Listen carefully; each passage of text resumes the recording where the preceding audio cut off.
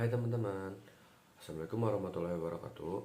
Perkenalkan, nama saya Arya Raja Salsuna Negara dari kelas 10-6.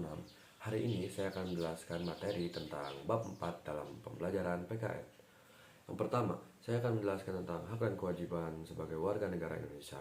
Dan yang kedua, yaitu saya akan menjelaskan peran dan kedudukan sebagai warga negara Indonesia. Dan bab terakhir atau bab ketiga yang akan saya jelaskan yaitu tentang kedudukan sebagai warga negara Indonesia. Gak usah banyak basa-basi, langsung aja kita mulai ke penjelasan materi pertama yaitu tentang hak dan kewajiban warga negara Indonesia. Check it out. Oke, mari kita mulai dengan materi yang pertama. Materi yang pertama yaitu hak dan kewajiban sebagai warga negara Indonesia. Sebelum kita mulai ke dalam pembelajaran yang lebih lanjut, kita harus tahu tujuan pembelajaran yang akan kita dapatkan hari ini. Yang pertama, memberi contoh dan memiliki kesadaran akan hak dan kewajiban sebagai warga sekolah, warga masyarakat, dan warga negara. Tujuan pembelajaran yang kedua yaitu menjelaskan bela negara sebagai hak dan kewajiban warga sekolah, warga masyarakat, dan warga negara. Yang ketiga yaitu menguraikan peran dan kedudukan warga negara Indonesia. Dan tujuan pembelajaran kita yang terakhir yaitu menghargai dan menerima adanya persamaan kedudukan warga negara Indonesia. Oke, mari kita mulai ke makna dan hak kewajiban. Sebelumnya, sudah ada yang tahu belum hak dan kewajiban itu apa? Ya, jadi hak dan kewajiban itu dua hal yang saling berkaitan. Jadi, jika kita tidak melaksanakan salah satunya, maka tidak akan mendapatkan juga salah satunya.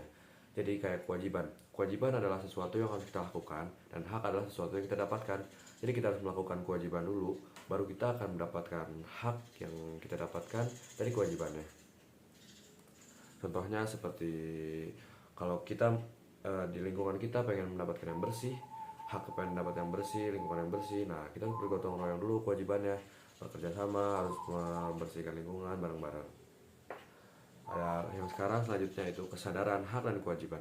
Hak dan kewajiban seperti yang saya katakan tadi adalah dua hal yang tidak dapat dipisahkan. Keduanya saling mengandalkan, bagaikan dua sisi dari mata uang yang sama. Kemudian, kewajiban adalah instrumen untuk mewujudkan hak-hak yang dijamin oleh berbagai norma. Norma, ada yang tahu kan norma itu apa? Ya, norma adalah aturan, seperti norma sosial dan norma hukum. Dan dalam kehidupan sehari-hari ada hak yang harus diperoleh serta kewajiban yang tidak boleh diingkari, baik sebagai warga sekolah, warga masyarakat, maupun warga negara. Nanti kita akan membahas hak dan kewajiban dari warga sekolah, warga masyarakat, dan yang lain-lainnya. Oke, yang pertama kita akan menjelaskan tentang hak dan kewajiban kita sebagai warga sekolah. Tiap pelajar memiliki hak yang harus diterima dan dapat dituntut karena status sebagai warga sekolah. Kewajiban dari warga sekolah yaitu menghormati para guru, para staf, dan menghargai murid yang lain tanpa membeda-bedakannya. Jika kita sudah melakukan kewajiban itu, maka kita akan mendapatkan hak dari perlakuan yang kita lakukan itu, seperti mendapatkan perlakuan yang adil dari seluruh warga sekolah tanpa memandang latar belakang. Dan contoh yang lainnya, kita melakukan kewajiban menjaga kebersihan lingkungan sekolah dengan membuang sampah pada tempatnya. Hak yang kita dapatkan yaitu mendapatkan perlindungan di area sekolah serta suasana yang kondusif untuk belajar. Jadi lebih bersih, lebih nyaman untuk kita belajar ke depannya. Oke. Selanjutnya kita akan menjelaskan tentang hak dan kewajiban sebagai warga masyarakat. Sebagai warga masyarakat, kita memiliki hak dan kewajiban tertentu yang dapat kita terima dan dapat kita tuntut. Hak tersebut dijamin oleh norma atau aturan-aturan di lingkungan masyarakat. Salah satu hak kita adalah mendapatkan tempat tinggal dengan layak, dengan kewajiban sebagai warga yakni menjaga dan merawat lingkungan alam dan membuang sampah pada tempatnya. Hak dan kewajiban tiap orang sebagai warga negara dapat berupa hak asasi yang dijamin konstitusi atau hak konstitusional dan hak lain yang diatur oleh peraturan perundang-undangan. Salah satu hak dan kewajiban sebagai warga negara adalah dengan menaati hukum yang berlaku serta berhak mendapatkan perlakuan yang sama di mata hukum. Jadi tidak dibeda-bedakan satu sama lain. Yang ketiga, kita akan membahas hak dan kewajiban sebagai bela negara. Bela negara adalah hak dan kewajiban yang ditentukan dalam pasal 27 ayat 3 Undang-Undang Dasar Negara Rakyat Indonesia tahun 1945. Bela negara disebut merupakan hak dan kewajiban warga negara dalam upaya mempertahankan negara kesatuan Republik Indonesia dari berbagai ancaman. Landasan bela negara. Landasan bela negara itu ada 3. Yang pertama yaitu landasan ideal. Landasan ideal dari bela negara yaitu Pancasila yang pertama.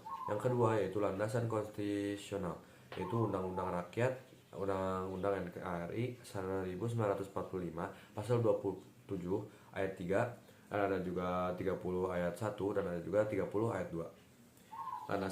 Yang ketiga adalah landasan operasional. Berbagai peraturan yang merupakan penjabaran ketentuan landasan konstitusional yaitu yang pertama, TAP MPR nomor 4 tahun 2000 tentang pemisahan TNI dan Polri. Yang kedua yaitu Undang-Undang Rakyat Indonesia nomor 29 tahun 1954. Yang kedua, Undang-Undang Rakyat Indonesia nomor 1 tahun 1988 tentang perubahan atas Undang-Undang nomor 20 tahun 1982. Terus ada Undang-Undang Rakyat nomor 56 tahun 1995, dan ada juga Undang-Undang Rakyat Indonesia nomor 2 tahun 2002. Dan yang terakhir yaitu Undang-Undang Rakyat Indonesia nomor 34 tahun 2004 dan Undang-Undang Rakyat Indonesia nomor 23 tahun 2019. Bentuk-bentuk bela negara juga bukan cuma satu, tapi ada juga berdasarkan pasal 9 ayat 2 Undang-Undang Rakyat Indonesia nomor 3 tahun 2002 yang berisikan tentang pertahanan negara. Keikutsertaan warga negara dalam usaha pembelaan negara diselenggarakan melalui yang pertama, pendidikan kewarganegaraan. Yang kedua, pelatihan dasar militer secara wajib, jadi kayak TNI gitu, dan lain-lain. Terus yang ketiga yaitu pengabdian sebagai prajurit TNI secara sukarela maupun wajib. Dan yang keempat yaitu pengabdian sesuai dengan profesi masing-masing. Kalau kayak guru mengajarkan PKN, kalau dokter kayak bikin orang sehat atau apa, termasuk kan bela negara juga. Nah, seperti bentuk-bentuk negara, bentuk bela negara di atas yaitu kayak TNI, hukum, kalau di pendidikannya itu upacara, terus kalau buat gurunya kayak mengajar demi keberlangsungan negara, bangsa negara, dan yang terakhir adalah dokter untuk merawat masyarakatnya. Dan sudah, materinya sampai situ aja. Nah, sekian dulu materi hak dan kewajibannya. Kita akan lanjut ke materi kedua yaitu tentang peran dan kedudukan warga negara Indonesia. Oke, bye-bye. Oke teman-teman, sekarang kita akan melanjutkan dengan materi yang kedua yaitu tentang peran dan kedudukan sebagai warga negara Indonesia. Oke, sebelumnya ada yang tahu gak penduduk itu apa? Kalau kata Bu Rani, tulis dulu di kuisis. Nah, karena kita tidak memakai kuisis, maka saya akan menjelaskan langsung saja. Jadi, penduduk adalah semua orang yang bertempat tinggal atau mendiami wilayah suatu negara dan yang tunduk terhadap peraturan dari kekuasaan negara tersebut. Jadi, dikatakan penduduk yaitu jika kita tinggal nih di suatu wilayah, terus kita ikut turut dengan aturan yang ada di negaranya, maka kita disebut penduduk dari wilayah tersebut. Dan ada juga definisi penduduk yang dikemukakan oleh Supomo, yaitu sebagai orang yang dengan sah tidak bertentangan dengan ketentuan, jadi bertempat tinggal dalam suatu negara. Oke, itu definisi yang dikemukakan oleh Supomo. Terus kemudian ada bagian penduduk dan bukan penduduk, yang dikatakan penduduk sama bukan penduduk. Jadi yang paling atas itu ada orang-orang yang mendiami suatu wilayah, terus dibagi dua lagi, ada yang penduduk sama bukan penduduk. Nah, kalau yang bukan penduduk dibagi dua lagi, ada yang warga negara dan yang bukan warga negara.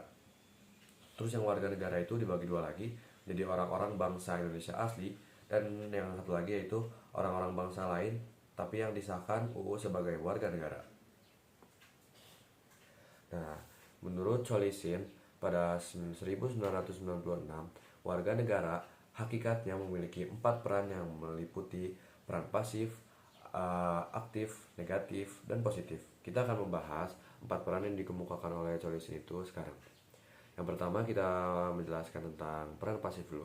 Jadi peran pasif adalah kepatuhan warga negara terhadap peraturan yang berlaku di negara tempat mereka tinggal. Jadi peran pasif itu kita yang melakukan, contohnya kayak menaati peraturan lalu lintas dan membayar pajak tepat waktu. Jadi kayak kita lah yang langsung pasif gitu. Kalau aktif itu merupakan keikutsertaan atau partisipasi warga negara untuk terlibat atau dalam kehidupan bernegara, terutama dalam mempengaruhi keputusan publik. Contohnya memberikan hak suara pada pemilihan umum. Oh, jadi kalau peran aktif mah kita yang langsung mengumumkan suara atau mengemukakan suara, kayak memberi hak suara gitu, berpartisipasi langsung. Kalau yang tadi pasif mah kita yang membayar pajak, yang mematuhi lalu lintas. Oke, selanjutnya kita akan ke peran positif. Jadi kalau peran positif itu permintaan dari warga negara atas pelayanan dari negara untuk memenuhi kesejahteraan hidup. Contohnya kayak kita meminta memasangkan listrik kepada PLN. Nah, itu kan kita meminta kepada PLN terus kita mendapatkan manfaatnya dari kita meminta itu. Jadi positif. Kalau peran negatifnya itu merupakan permintaan warga negara agar negara tidak turut campur dalam kehidupan pribadinya. Contohnya warga negara bebas memilih agama yang dianutnya. Jadi eh, pemerintah sama sekali tidak ikut serta dalam kehidupan masyarakatnya. Jadi warga negaranya bebas. Terus kita lanjut ke ada lagi. Sekarang peran dan kedudukan sebagai warga negara dalam bidang sosial budaya, politik, hukum, dan ekonomi. Selain keempat peran utama tersebut, warga negara juga memiliki peran dalam bidang-bidang kehidupan bernegara, yaitu dalam bidang hukum, bidang politik, sosial budaya, dan ekonomi. Jadi contoh dalam bidang hukum yaitu kayak turut menghasilkan aparat penegak hukum yang harus jujur dan bertanggung jawab. Nggak kayak zaman sekarang, kalau aparat tuh biasanya dapat uang sama uang, jadi dia bisa bohong-bohong gitu, nggak jujur. Jadi harus jujur dan bertanggung jawab. Yang kedua, peran dalam bidang politik terkait partisipasi warga negara dalam politik. Sejatinya warga negara dapat aktif berpartisipasi dalam bidang politik karena kebijakan politik mempengaruhi kepentingan warga negara. Contohnya dari peran dalam bidang politik yaitu kayak kita ikut serta dalam menjadi anggota partai politik atau organisasi politik. Harus jujur tapi. Terus yang ketiga yaitu dalam bidang sosial budaya. Warga negara memiliki peran penting terkait persamaan antar warga negara. Warga negara juga berperan dalam menghapus berbagai bentuk diskriminasi terhadap warga negara lain, baik dari segi suku, agama, ras, dan golongan. Contohnya kayak ikut serta dalam kegiatan sosial, budaya, dan wilayah sekitar. Nah pas ini kayak kegiatan Parents Day kita yang kemarin untuk kelas 10 tentang keberagaman budaya. Itu kan juga termasuk dalam bidang sosial budaya peran kita dalam melestarikannya. Terus yang keempat yaitu ada peran warga negara dalam bidang ekonomi. Dapat dilihat berdasarkan pasal 33 ayat 1 hingga 4 dan Undang-Undang Rakyat tahun 1945. Salah satunya adalah mengembangkan ekonomi dengan asas kekeluargaan sehingga dapat membantu banyak orang. Contohnya kayak lembaga koperasi Indonesia, bank-bank gitu, pokoknya mensejahterakan, yang membantu banyak orang. Itu kita lanjut ke peran warga dalam bidang pertahanan dan keamanan. Kalau tadi yang bidang yang ekonomi itu pada pasal 33 ayat 1 sampai 4, kalau yang pertahanan dan keamanan itu pasal 30 ayat 1 Undang-Undang NRI tahun 1945 yang berisi bahwa tiap-tiap warga negara berhak dan wajib ikut serta dalam usaha pertahanan dan keamanan negara. Kayak ikut serta kita menjadi anggota Polri dan TNI.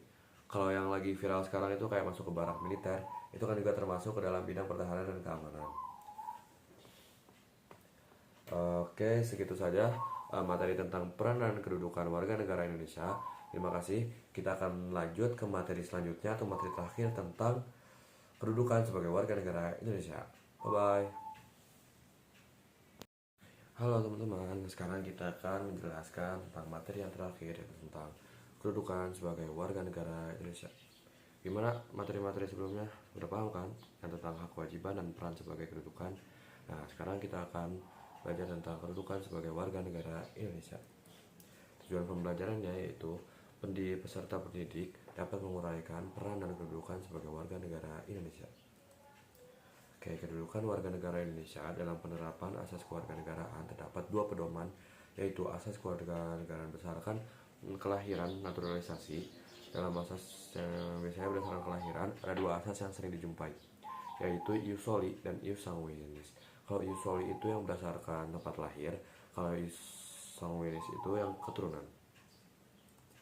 Nah, asas kewarganegaraan umum itu dibagi menjadi empat. Ada asas ius sanguinis atau bahasa Inggrisnya law of the blood. Yang kedua yaitu ada asas ius soli, law of the soil. Yang keempat yaitu asas kewarganegaraan tunggal dan asas kewarganegaraan ganda. Oke, yang pertama kita akan menjelaskan tentang asas ius sanguinis atau law of the blood. Jadi Ius sanguinis yaitu asas yang menentukan kewarganegaraan seorang berdasarkan keturunan, jadi bukan berdasarkan negara tempat kelahirannya lagi. Jadi kalau asas ius soli, terus kalau ius soli itu asas yang menentukan kewarganegaraan seorang itu berdasarkan negara atau tempat kelahiran. Jadi kalau ius sanguinis berdasarkan keturunan, misalnya ayahnya keturunan apa, dari neneknya. Kalau ius soli berdasarkan kita lahirnya di mana. Misalnya kita orang Indonesia juga, tapi misalnya kita lahir di negara Malaysia atau apa. Tergantung si negaranya itu menganut ius apa. Terus yang ketiga yaitu ada asas kewarganegaraan tunggal. Itu asas yang menentukan satu kewarganegaraan bagi setiap orang. Jadi cuma satu doang harusnya, tidak boleh dua. Ya, jadi tidak akan dianggap sebagai warga negaranya kalau ada dua ganda. Itu ada asas kewarganegaraan ganda.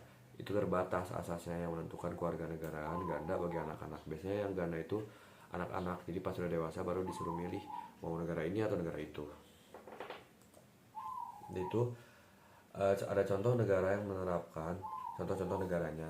Itu kalau ius sanguinis itu biasanya di negara Asia yang Portugal, Filipina, Swedia, Belanda gitu-gitu.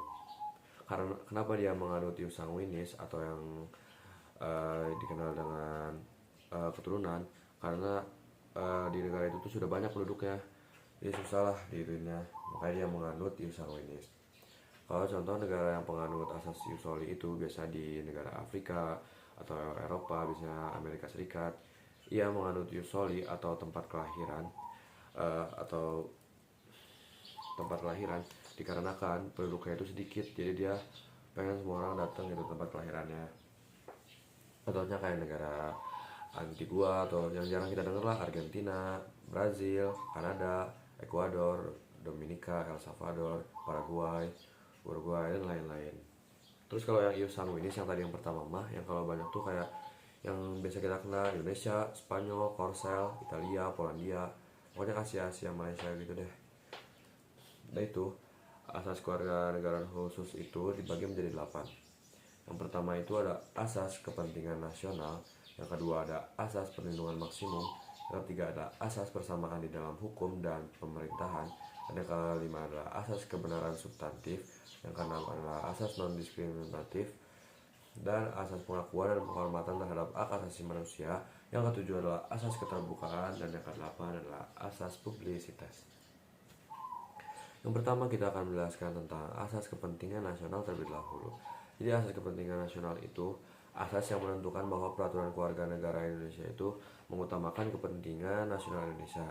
Jadi pokoknya kayak buat bela negara gitu deh, kayak kedaulatan sebagai memiliki cita-cita dan tujuannya sendiri untuk mempertahankan kedaulatan Indonesia. Kalau asas perlindungan hukum itu, jadi kita ada upaya melindungi yang dilakukan pemerintah atau penguasa dengan sejumlah peraturan yang ada. Jadi semua orang berhak memperoleh perlindungan hukum yang setara.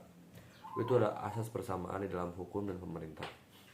Kalau di sini setiap warga negara itu memiliki kedudukan yang sama di kehidupan, jadi tidak ada yang dibeda-bedakan tanpa adanya diskriminasi atau perbedaan berdasarkan latar belakang, ras, agama, suku, golongan, gender, dan lain-lain. Pokoknya sama semuanya. Terus yang keempat ada asas kebenaran substansif. Jadi yang itu adalah proses pewarganegaraan seorang tidak hanya bersifat administratif yang bukan daftar doang, tetapi juga disertai substansi dan syarat-syarat permohonan yang dapat dipertanggungjawabkan kebenarannya. Yaitu ada asas non-diskriminatif. Kalau asas yang ini yaitu asas yang tidak membeda-bedakan perlakuan dalam segala hal ikhwan yang berhubungan dengan warga negara atas dasar suku, ras, agama, golongan, jenis kelamin, dan gender. Pokoknya non-diskriminatif. Itu yang ke-6 yaitu ada asas pengakuan dan penghormatan terhadap HAM. Asas yang dalam segala hal ikhwal yang berhubungan dengan warga negara harus menjamin, melindungi, dan memuliakan hak asasi manusia pada umumnya dan hak warga negara pada khususnya. Terhadap HAM, HAM itu adalah hak asasi manusia. Itu ada yang ke-7 yaitu asas keterbukaan. Nah yang ke-7 sampai ke-8 itu mirip soalnya asas keterbukaan dan asas publisitas. Mari kita jelaskan satu-satu. Kalau asas keterbukaan itu yaitu asas yang melayani masyarakat untuk mendapatkan akses dan memperoleh informasi dengan benar, jujur, dan tidak diskriminatif dalam penyelenggaraan pemerintah dengan tetap memperlihatkan perlindungan atas hak asasi pribadi, golongan, dan rahasia negara. Jadi kalau asas keterbukaan mah kita mendapatkan informasi atau akses itu informasi dengan jujur tanpa ada diskriminatif sama sekali dari negara dan masyarakat. Kalau yang terakhir yang ke-8 yaitu ada asas publisitas. Kalau asas ini adalah asas yang menentukan bahwa seorang itu yang memperoleh atau kehilangan keluarga Republik Indonesia diumumkan dalam berita negara Republik Indonesia agar masyarakat mengetahuinya. Jadi kalau ada orang yang misalnya udah tidak ada keluarga negaraannya, terus ada yang baru memperoleh kayak naturalisasi. Kalau yang kehilangan itu bisa terjadi karena misalnya menetap di luar negeri, bukan karena kerja tapi karena tidak ada kabar, jadinya dinyatakan dicabut keluarga negaraannya. Udah itu, selain berdasarkan pada kelahirannya, seorang juga dapat memperoleh kewarganegaraan melalui yang tadi naturalisasi atau keluarga negaraan. Kayak misalnya kayak pemain bola kan ada kayak timnas sekarang banyaknya naturalisasi dari Belanda, soalnya ada keturunan yang dari misalnya ayahnya dari Belanda atau lahirnya dari Maluku gitu-gitu Indonesia. Di Indonesia itu ketentuan perwarganegaraannya itu terdapat pada Undang-Undang Rakyat Indonesia Nomor 12 Tahun 2006 yang tentang kewarganegaraan Republik Indonesia itu bagian bab 3 mengenai syarat dan tata cara memperoleh kewarganegaraan Republik Indonesia. Terus ada juga masalah kewarganegaraannya. Ada 3, itu ada apatride, bipatride, dan multipatride. Kalau apatride itu seorang tidak memiliki status kewarganegaraan, jadi nol gitu, gak punya sama sekali. Jadi hal ini dapat terjadi karena jika orang tua tersebutnya lahir dari orang tua yang negaranya menganut asas ius soli dan tetapi lahirnya di negara yang menganut ius sanguinis. Jadi misalnya orang tuanya itu ius soli, terus tapi lahirnya itu di negara yang menganut ius sanguinis. Jadi keluarga negaraannya itu apatride atau tidak ada. Nah, jika ingin mendapatkan keluarga negaraan, kita harus mengajukan permohonan kepada negara yang kita ingin. Lalu yang kedua ada bipatride. Kalau bipatride itu 2 keluarga negaraan. Hal ini terjadi karena misalnya orang tuanya menganut asas ius sanguinis tapi lahirnya di negara yang menganut ius soli, kebalikannya yang tadi. Udah itu ada multipatride. Kalau seorang yang memiliki lebih dari 2 status kewarganegaraan, contohnya seorang yang tinggal di perbatasan antara dua negara, kayak misalnya di Kalimantan sama Malaysia, itu kan dekat ya, tinggal perbatasan doang. Jadi multipatride. Udah itu, hilangnya kewarganegaraan Indonesia itu terjadi berdasarkan Undang-Undang Rakyat Indonesia Nomor 12 Tahun 2006 yang warga negara Indonesia kehilangan kewarganegaraannya jika terjadi beberapa hal tersebut. Kita persingkat aja. Kalau yang pertama itu memperolehnya kewarganegaraan lainnya atas kemauan sendiri. Jadi kemauan sendirinya pengen cabut lah dari negara itu. Yang kedua itu tidak menolak atau tidak melepaskan kewarganegaraan lain, sedangkan orang yang bersangkutan mendapat kesempatan itu. Yang ketiga yaitu masuk dalam dinas tentara. Jadi kalau kita masuk ke dinas tentara misalnya negara Malaysia aja, nah kita bisa aja tercabut jadi keluarga negara Indonesianya. Jadi kita udah tidak masuk negara Indonesia. Terus yang keempat yaitu menyatakan janji setia kepada negara asing atau bagian dari negara asing. Kita menyatakan janji setia kepada negara asing, kita bisa dicap atau kita hilang kewarganegaraannya. Terus yang kelima yaitu tidak diwajibkan tetapi turut serta dalam pemilihan suatu yang bersifat ketatanegaraan untuk negara suatu asing kayak tadi ya. Terus yang keenam yaitu mempunyai paspor atau surat yang bersifat paspor dari negara asing. Ini kita punya paspor 2 kan, kita biasanya punya paspor Indonesia aja. Nah dia itu punya paspor Malaysia atau negara-negara lain yang tanda kewarganegaraan yang masih berlaku dari negara lain atas namanya. Itu yang terakhir yaitu bertempat tinggal di luar negara Indonesia selama 5 tahun terus menerus tanpa kabar, bukan rangka dinas pendidikan, bukan rangka kerja atau lain. Jadi tanpa alasan yang sah dengan sengaja tidak menyatakan keinginannya untuk tetap menjadi WNI. Itu terima kasih. Materi tentang kedudukan warga negara hanya segitu saja. Semoga materi yang saya jelaskan bisa diterima baik oleh kalian mendengar. Segitu saja dari saya. Mohon maaf jika ada perkataan yang tidak enak atau tidak dimengerti, karena kesalahan itu hanya datang dari diri saya sendiri dan kebenaran hanya ada pada Allah Subhanahu wa taala. Terima kasih. Assalamualaikum warahmatullahi wabarakatuh. Saya Arya Raja Suryanegara, izin pamit. Bye bye.